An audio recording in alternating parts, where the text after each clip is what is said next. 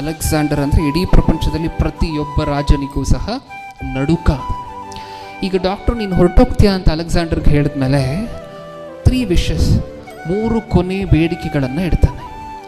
ಆ 3 ಬೇಡಿಕೆಗಳಲ್ಲಿ ಮೊದಲನೇ ಬೇಡಿಕೆ ಏನು? ನನ್ನ ಕಾಫಿನನ್ನು, ನನ್ನ ಪೆಟ್ಟಿಗೆಯನ್ನು, ನನ್ನ ಟ್ರೀಟ್ಮೆಂಟ್ ಕೊಟ್ರಲ್ವ ಆ ವೈದ್ಯನು ಹೊರಬೇಕು, ಆ ಫಿಸಿಷಿಯನ್ನೇ ಹೊರಬೇಕು ಅಂತ ಹೇಳ್ತಾನೆ. ಅದು ಮೊದಲನೇ ಬೇಡಿಕೆ. ಎಂಥ ದೊಡ್ಡ ವೈದ್ಯ ಆಗಿದ್ರೂ ಸಹ, ನೀನು ಎಷ್ಟು ಖರ್ಚು ಮಾಡಿ ವೈದ್ಯರನ್ನು ಹೈರ್ ಮಾಡಿಕೊಂಡ್ರೂ ಸಹ ಆ ವೈದ್ಯರ ಕೈಯಲ್ಲಿ ನಿನ್ನನ್ನು ಉಳಿಸ್ಲಿಕ್ಕಾಗೋದಿಲ್ಲ. ಈ ಸಂದೇಶವನ್ನು ಪ್ರಪಂಚಕ್ಕೆ ತಿಳಿಸ್ಬೇಕಿತ್ತಂತೆ. ಇದಕ್ಕೋಸ್ಕರ ಏನು ಮಾಡಿದ್ರು? ನನ್ನ ಶವದ ಪೆಟ್ಟಿಗೆಯನ್ನು, ನನ್ನ ಟ್ರೀಟ್ಮೆಂಟ್ ಕೊಟ್ಟಂತಹ ಡಾಕ್ಟ್ರೇ ಹೊರಬೇಕು. ಎರಡನೇ ಬೇಡಿಕೆ ಏನು? ನನ್ನ ಕಾಫಿನನ್ನು ತೊಗೊಂಡು ಸಮಾಧಿಗೆ, ಗ್ರೇವ್ ಯಾರ್ಡ್ಗೆ ಹೋಗ್ತಾರಲ್ವ, ದಾರಿ ಇದೆಯಲ್ವ, ಆ ದಾರಿಯಲ್ಲಿ ಆ ಕಡೆ ಈ ಕಡೆ ಎಲ್ಲ ಏನು ಮಾಡಿರ್ಬೇಕು ನೀವು? ನನ್ನ ಜೀವಮಾನದುದ್ದಕ್ಕೂ ಸಹ ಎಷ್ಟು ಆಸ್ತಿ ಸಂಪಾದನೆ ಮಾಡ್ಕೊಂಡಿದ್ದೀನೋ ಅಷ್ಟು ಆಸ್ತಿಯನ್ನು ಆ ಕಡೆ ಈ ಕಡೆ ಸಂಗ್ರಹಿಸಿಟ್ಟಿರಬೇಕು.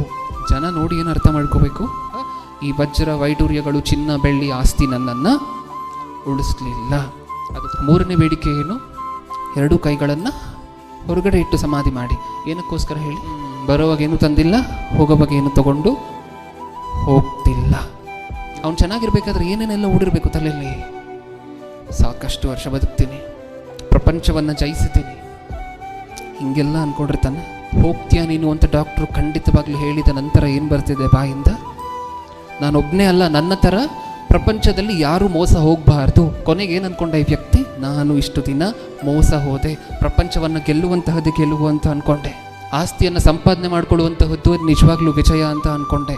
ಅದಲ್ಲ, ಇನ್ನೊಬ್ಬರನ್ನು ಗೆಲ್ಲುವಂತಹದ್ದಲ್ಲ ಜೀವನ ಅಂತ ಇವಾಗ ಗೊತ್ತಾಗ್ತದೆ. ನನಗೊಂದು ವೇಳೆ ನಾನು ಸತ್ತೋಗ್ತೀನಿ ಇಷ್ಟು ಬೇಗ ಅಂತ ಗೊತ್ತಿದ್ದರೆ ಹೆಂಗೆ ಜೀವನ ಮಾಡಿರ್ತಾ ಇದ್ದೆ? ನನ್ನ ಸಾಮ್ರಾಜ್ಯದಲ್ಲಿರುವಂಥವ್ರಿಗೆಲ್ಲ ಒಳ್ಳೆಯದನ್ನು ಹೇಳಿಕೊಟ್ಟು, ಉತ್ತಮವಾಗಿರುವಂಥ ವೈದ್ಯ ಚಿಕಿತ್ಸೆಯನ್ನು ಕೊಟ್ಕೊಂಡು, ಎಲ್ಲರಿಗೂ ಆಹಾರವನ್ನು ಕೊಟ್ಕೊಂಡು, ಪೋಷಿಸ್ಕೊಂಡು, ರಕ್ತ ಅನ್ನುವಂತಹದ್ದು ಹರಿಯದಂತೆ, ಯಾವ ಯುದ್ಧಕ್ಕೂ ನಾನು ಹೋಗದಂತೆ, ಇನ್ನೊಬ್ಬರ ಮೇಲೆ ಗೆಲ್ಲಬೇಕು ಅಂತ ನಾನು ಅಂದ್ಕೊಳ್ಳೋದಂತೆ ಜೀವನ ಮಾಡಿರ್ತಾ ಇದ್ದೆ. ನಾನು ಹೋಗ್ತೀನಿ ಅಂತ ಗೊತ್ತಿದ್ದಿದ್ರೆ, ಅಂದರೆ ಹೋಗ್ತೀನಿ ಅಂತ ಗೊತ್ತಿದ್ದಿದ್ರೆ ಮನುಷ್ಯ ಈ ಥರ ಜೀವನ ಮಾಡ್ತಿದ್ನ? ಹೋಗಲ್ಲ ಅಂತ ಅಂದ್ಕೊಂಡ್ರೆ ಯಾವ ಥರ ಜೀವನ ಮಾಡ್ತಾನೆ?